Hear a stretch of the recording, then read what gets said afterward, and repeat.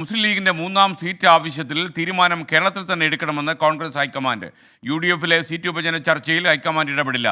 തീരുമാനത്തിന്റെ ഉത്തരവാദിത്വം കേരള നേതൃത്വത്തിന് തന്നെയാണെന്നും ഹൈക്കമാൻഡ് അറിയിക്കുന്നു. സലീം മാലിക്ക തിരുവനന്തപുരത്ത് നിന്ന് ചേരുന്നു. Saleem, good morning. പറയൂ വിശദാംശങ്ങൾ. SKN, good morning.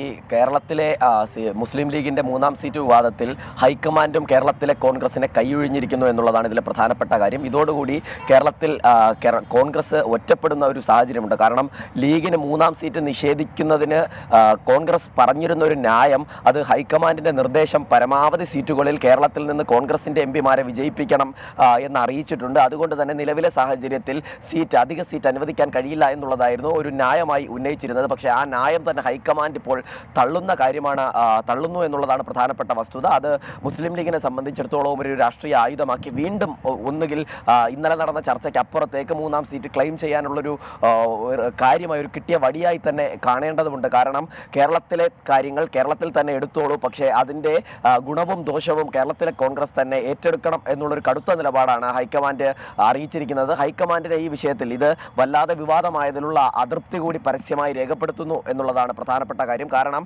വളരെ നേരത്തെ തന്നെ കേരളത്തിൽ സീറ്റ് വിഭജനം പൂർത്തിയാക്കണമെന്ന് ഹൈക്കമാൻഡ് നിർദ്ദേശം നൽകിയിരുന്നതാണ്.